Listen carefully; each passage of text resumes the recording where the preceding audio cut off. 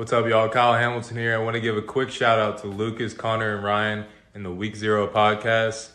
Jackson rolling out, 3rd and 7 after the penalty, and it's a completion to Kuma. He's still running. Kuma breaks free against a tired defense as the Hokies deliver the dagger here in Tallahassee. Empty look for Richardson. Oh, that is danger! Oh my! Keidron Smith cuts inside, and he's gonna pick six it in the swamp. Cat scratch fever Smith. DJ is picked off, intercepted again by Benjamin Morrison. Here goes Morrison down the sideline. Can he go? Yes, he can. Touchdown, pick six, Benjamin Morrison. Nix drops back underneath. Touchdown, Ducks. Wow. Chase Taylor.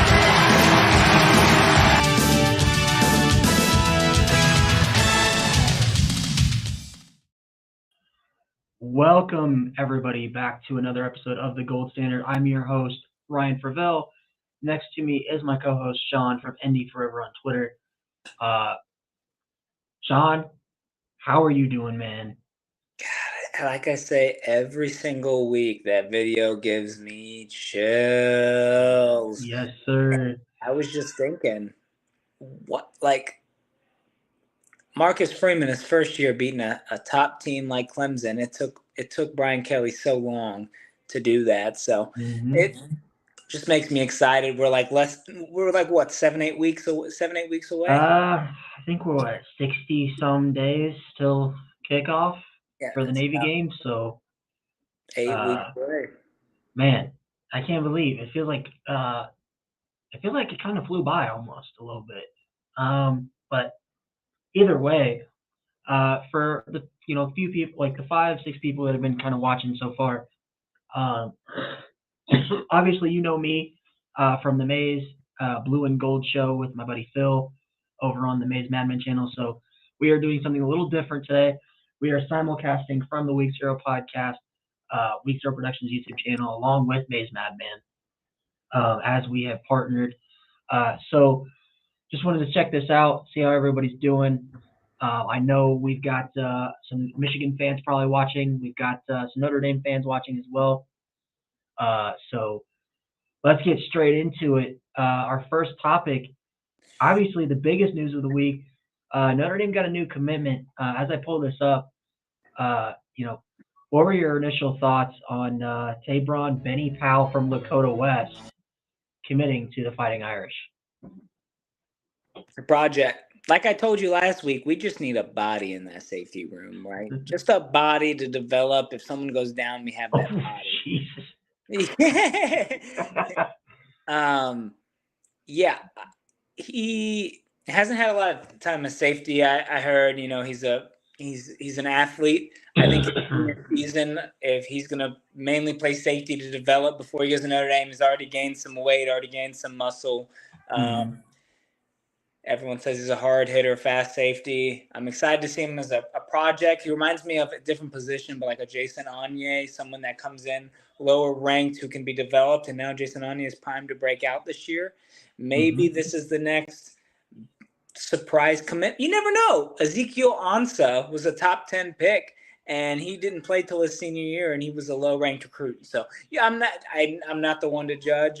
I think he's a heck of an athlete. And I'm excited to see what he brings to the table. But for me, he's a project-type player. He'll be like a junior, senior rotational player. For me personally, obviously, we know Lakota West High School pretty well. Obviously, for the 2023 class, we found kind of a hidden gem with Ben Minnick, who I think is one of my favorite players in the 2023 class, personally. I think, there's a lot of people don't know this, and a lot of Notre Dame fans don't know this about Tabron. The reason he didn't play much safety last year in high school was because, for one, they had 2 safeties in Lakota West that were – one was a 4-star recruit that was going to Notre Dame. The other one was a 4-star recruit going to Ohio State. So that's where he kind of played out of position a little bit. His pure position, I believe, is safety, but they just didn't have anywhere to put him on the field, so they put him at edge, kind of that Viper position. to me, I love his tape. I'm not too knowledgeable about, Lakota West as a football team. I'm not too knowledgeable about Ohio high school football. But, I mean, he's 6'2". I believe he's like, 190, 180 now. 180, Yep. somewhere in that range. But I think he's a kid that could kind of be like the Brandon Hillman of this class, where he starts off very low ranked, has a breakout senior season, and kind of slowly makes his way up the boards. And I'm then not saying it's going to be, and then commits to another school, right? yeah. Well, no, not that part of Brendan, but you know what I mean. Like Brendan Hellman, a lot of people forget, was ranked outside the top 900 at the time when he committed Notre Dame. So I trust Marcus Freeman and the coaching staff's evaluation. I think Tabron could be something special. I think he's got the measurables for sure. A lot of people forget he ran a 4.59, which was part of the reason he got the offer in the first place at the camp. And that's about the same time that Kyle Hamilton ran at Notre Dame. So it's impressive. it is. Do you say, okay, controversial take I saw on Twitter under the comments and stuff. Do you think Chris O'Leary should be fired? I kind of want to give him one more year, Yeah. see what he does for 2025. And I also want to see, because I don't hate Chris O'Leary as a developmental coach. I think he's developed our safeties quite decently. Yep. Their recruiting is a little concerning. Yes, it is. I mean, Kyle Hamilton, I don't think was his recruitment. No, So it was not. It was. He's really good at developing. I really like him as a coach. So my answer, I saw it on Twitter. I just wanted to bring it up. My answer is no. Give him another year or two. See how he does in the classes. Don't forget he almost had Peyton Bowen, and almost had also Peyton Woodyard, right? So he was Crystal Ball at one point. So just give him another year or two. See how he recruits. It doesn't matter how you recruit. It matters how you develop. To me. For sure. If you can have a 3-star play the same on the field, it's fine. But I just wanted to bring that up because I saw that controversial take. So, yeah, me personally, I think you got to give him at least a year, maybe two. Yeah. I also want to give him time to develop the safeties he did bring in. Yep. Because I don't think Ben Minnick is a bad safety at all. I think he's got tons of talent. I think Aiden Schuler is going to be stud. Yeah, so he's my preferred of the two. I like Ben Minnick's speed. I'll say that. I like his speed a lot. But either way, Notre Dame gets, Tabron Benny Powell out of Lakota West High School. So moving on, big thing that happened this past week was CJ Carr in the Elite 11. I know a lot of fan bases that were not happy with the Elite 11, rankings. I think On3 had CJ Carr at 9. Well, that's not Elite 11's fault. I think the Elite 11's rankings based on what they provided was great. 24/7 had a great ranking. Mm-hmm. It had CJ Carr at 4 or 5. So I agree 100% with that ranking after seeing highlights, seeing videos, seeing the statistics.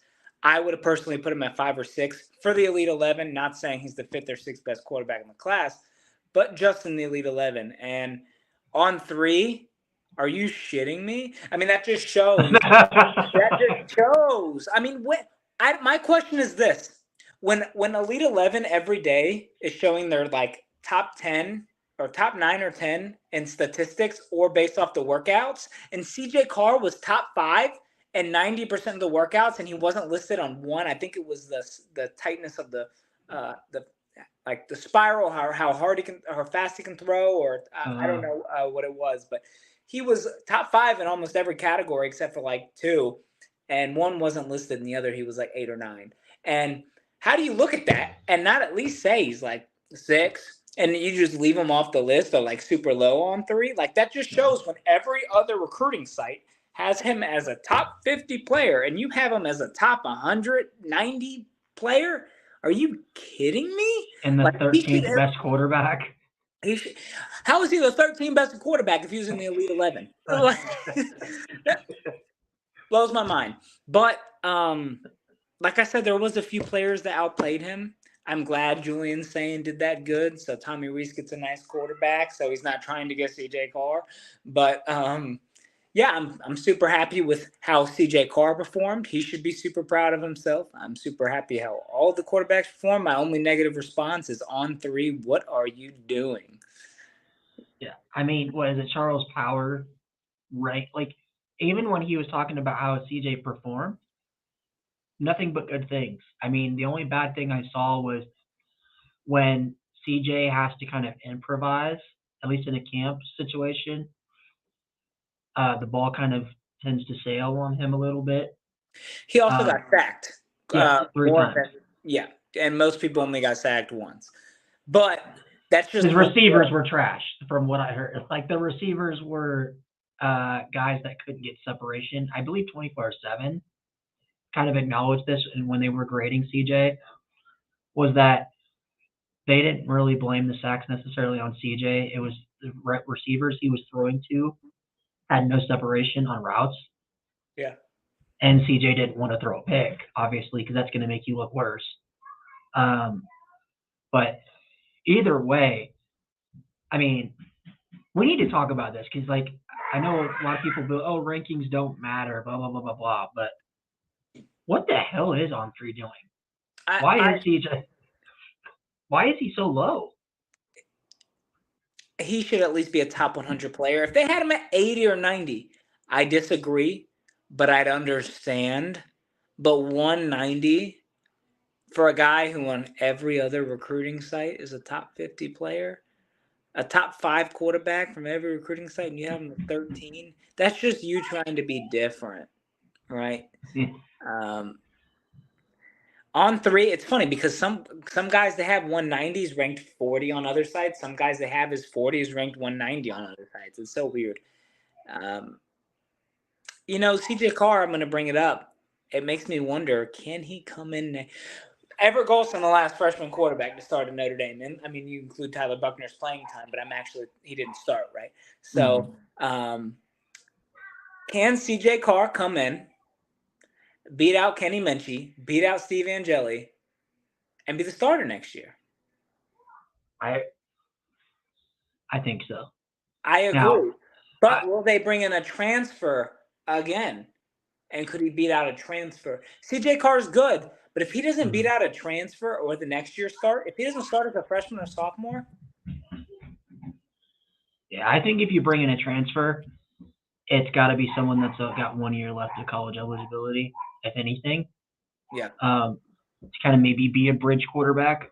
But I also think it would be kind of smart for Notre Dame to bring in a transfer just for depth reasons. Like, say if CJ does start and say CJ gets hurt and you're going to have to choose at that point, you'd be choosing between Steve Angeli or Kenny Minchie. I'd be comfortable with that. Would you be comfortable with that? I mean, Angeli at that point would have 3 years with the system under his belt. I would be comfortable that he can be a game manager, at least better than what Drew Pine was. The Drew Pine slander. It sucks because Drew Pine, like his sophomore year, especially in that Cincinnati game, just looked legit. He looked legit as a recruit.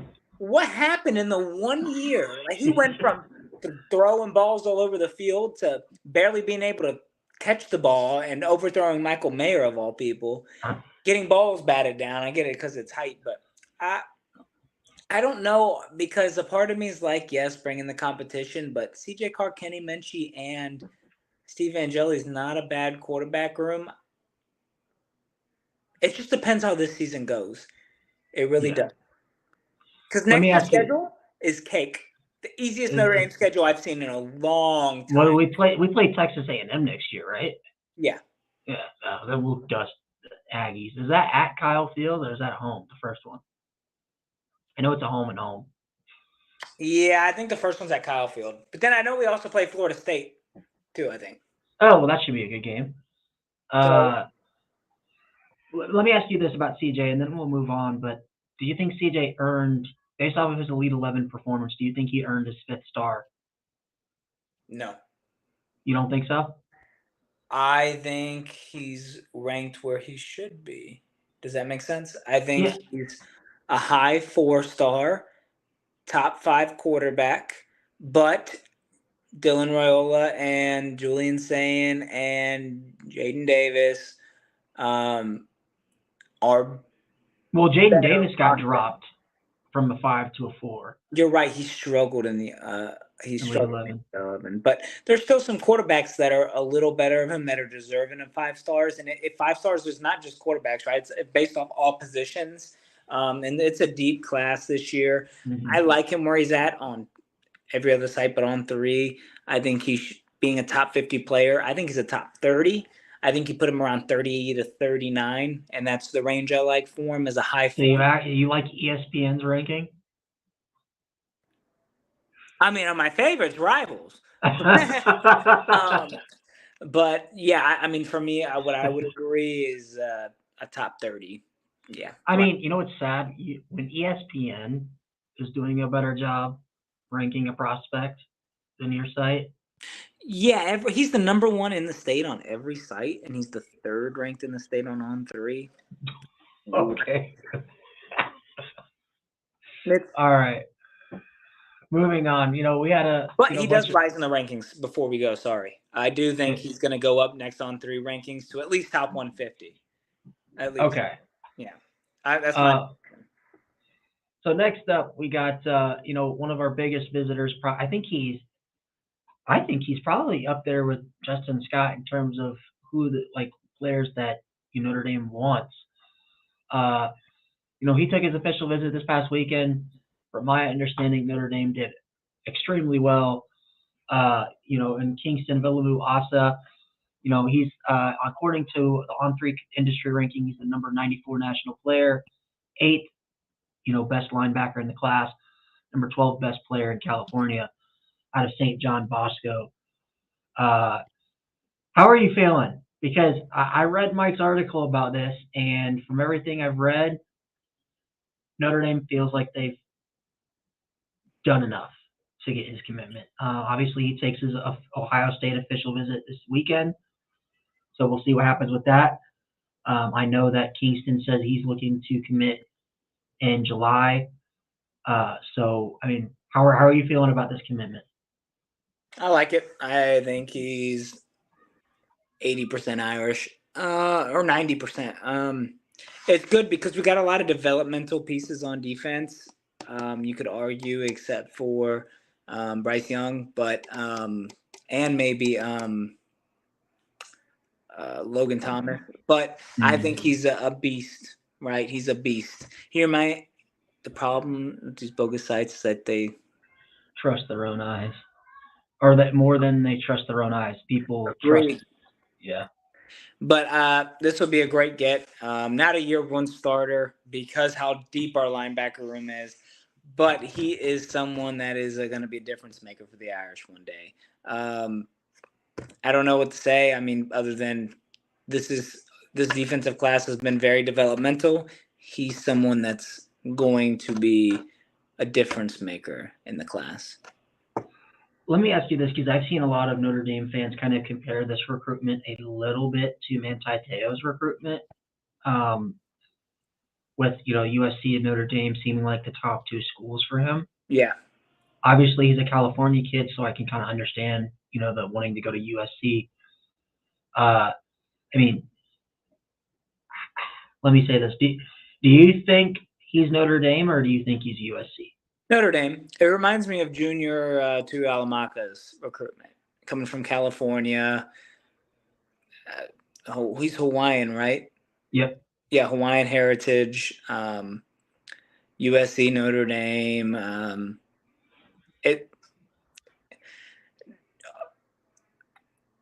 Manti Te'o paved the way for Hawaiian kids to go to our school, right? He just did.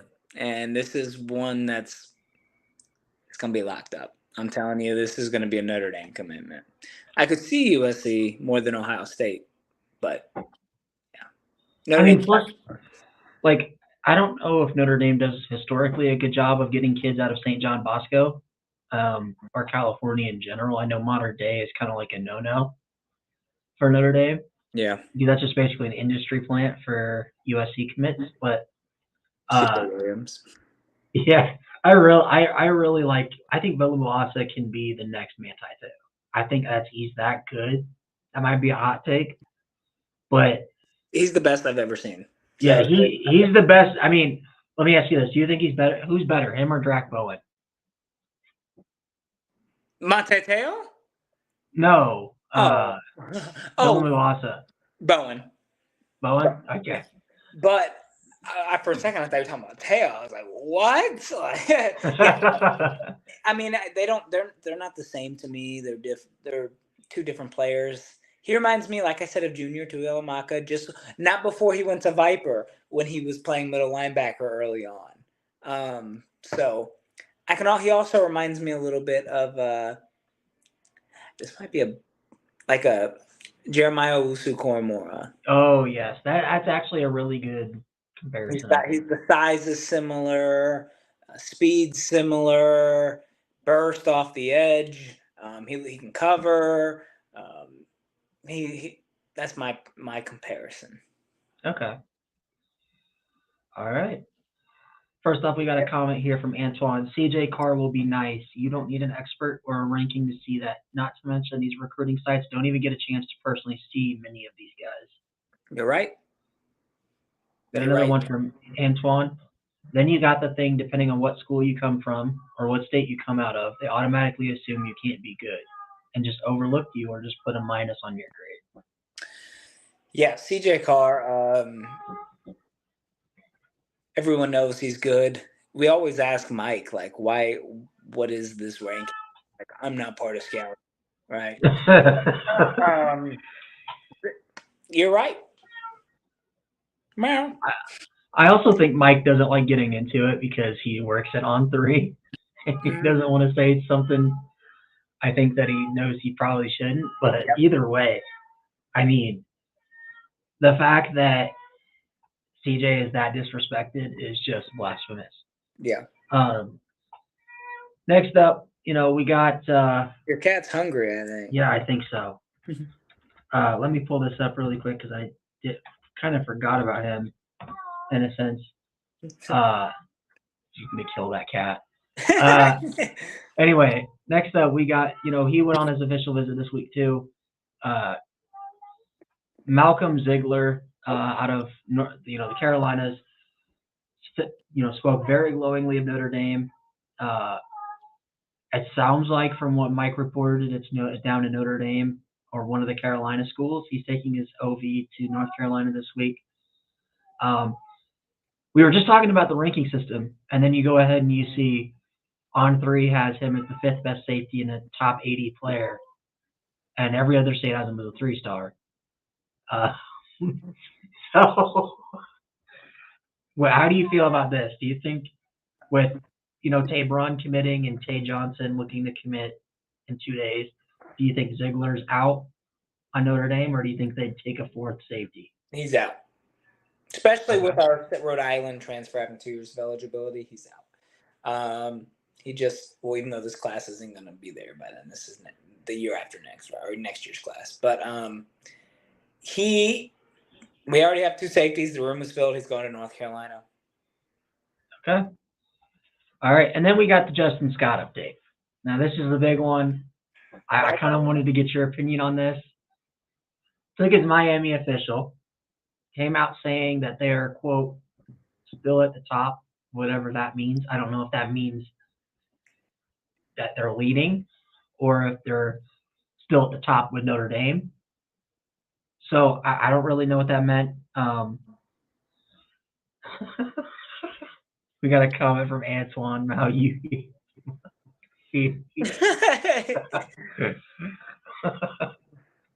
But with Scott, he made a comment saying that, quote, Miami, what they're telling me is that I can come there and be the game changer for the program.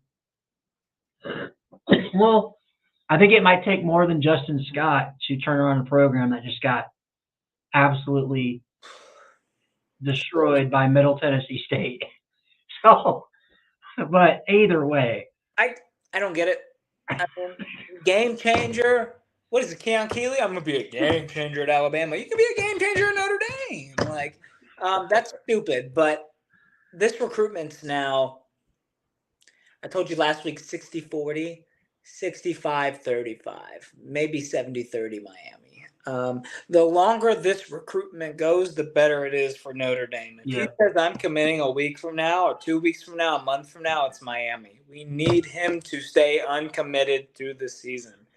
Once he Mike even reported this on in his Lucky Charms that Notre Dame's trying to get Justin Scott for unofficial in July. Okay, let me ask you this: if Notre Dame gets that visit from Scott in July and everything goes well, and Scott says, "Hey, I want to move forward with my commitment this summer," and say that commitment's like a week or 2 weeks after his unofficial in Notre Dame, do you think that's enough time for Notre Dame to kind of turn it around? Or do you think Notre Dame's better off sticking with the official visit during the Ohio State game? Let's do both. Just do both. Yeah. I think it's been kind of stupid that Notre Dame hasn't done more to get him back on campus. I mean, he's taken all these officials. I think he's taking his official to Ohio State this weekend. Yep. But he's taken a lot of official visits to Notre Dame, though. So if he knows he wants to go to Notre Dame, which he did at one point, like, they want to do the LeBron. He's going to start at Notre Dame anyway, right away. He would start at Notre. I think he might. I mean, let's see. Do you think he'd start as a freshman at Ohio State? Yes. Do you think he starts as a freshman at Notre Dame? Yes. What about Michigan? Yes. Miami? Yes. Yes. He's starting everywhere. Georgia, maybe not. But it's like Keon Keeley. He's going to start right away at Alabama. Just saying. It's like, man, you could be a game changer at Miami or you could be a game changer at Notre Dame. Yeah, I want to turn a program on one that won a national championship like 2001, but I don't want to change a program around that hasn't won since 1988. Let's do that. That sounds great. Like, talk about changing a program around. Let me go to a school and commit to a coach that hasn't won anything at the college level. And I'm going to say, the same coach that had Justin Herbert and couldn't even make the CFP. I mean, like, I don't get why these kids want to go to Miami. Outside of money reasons, which I can't really say because I don't know for sure. But everything Scott said about Miami doesn't make sense unless there's some money involved. If Justin Scott commits to Notre Dame, this is the best class Notre Dame has had in the past decade. If he doesn't,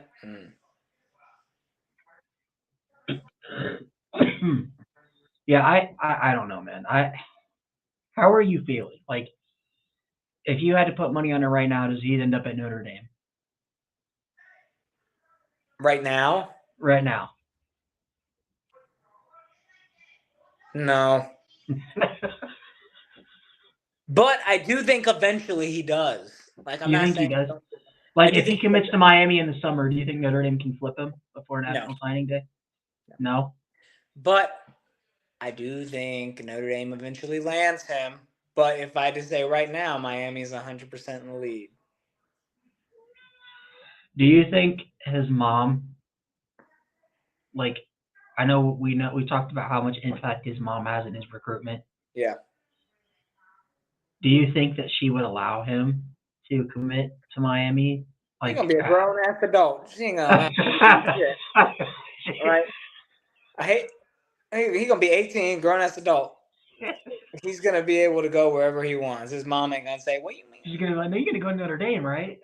It's Notre Dame. Nah, Mom, I'm gonna go to don't you dare say Miami in this house." That's crazy. But yeah, I'm hopeful. We'll see. It's gonna be a good class. I don't know. I would just wish he committed in January. I kind of don't because I feel like we'd be sweating bullets right now. if he was committed. We're sweating bullets anyway. Well, no, I feel like it would be a Keon Keeley situation. It's like, and then fans would even be more mad. You're getting 2 5-star commits, and then you're going to decommit. I'd rather this too, but then our final topic of the show, we've got Gerby Lambert. Basically, in my opinion, I think he's a 5-star type talent at the offensive line position. Took his official visit to Notre Dame, what was that, 2 weeks ago or a week ago? Everything went extremely well. He took his official visit to Ohio State this past weekend. I didn't really hear too much about how that visit went for him, but Gerby also doesn't talk that much. Man, he canceled his official to Penn State, so it looks like it's a Notre Dame, Boston College, Ohio State battle, which I never thought I'd say or see. He's from Massachusetts. I mean, yeah, I know, but who wants to go play at Boston College? Like, I don't know. That's like some people in Texas, like go to UTSA, Notre Dame, Texas battle. Like Kendrick Young, UTSA was pretty high on his list, I think. Yeah, well, UTSA is also a really good team. Boston College is way better than UTSA. But what? Yeah. UTSA's back-to-back Conference USA champs. Okay. Healthy Boston College. Phil Djokovic being hurt and all that, that was crazy. I never was a fan of him. People are always high on him. I always thought he was overrated. But yeah, I did too. But how are you feeling? Do you think Gerby's going to end up in an Irish uniform, or do you think Ohio State pulls off the upset? I've always felt comfortable with this recruitment. It's O-line U. I could see Ohio State. Whenever I see an offensive line recruitment and Ohio State and Nebraska aren't involved, I'm comfortable. When Ohio State or Nebraska is involved, I'm like, it could go either way. Not saying Ohio State is amazing when it comes to, producing offensive linemen, but they always do end up getting those commits somehow. So I'm comfortable. I'd say Notre Dame 80. No. Okay. I'm at like an 85, 90 right now with Gerby. Like I've always been comfortable that he's going to go to Notre Dame. I'd say I'm probably at a 70-30 right now between Notre Dame and Ohio State, because I think Ohio State's really good at stealing away kids at times. Yeah. I mean, Notre Dame doesn't have a really good track record at beating Ohio State head-to-head for recruits. Lorenzo Styles. And then we lost Sonny. Brennan Vernon. What about Sonny Styles? It happens. What about the kid? Who was the wide receiver out of Indiana that was a 5-star that ended up going to Ohio State this year?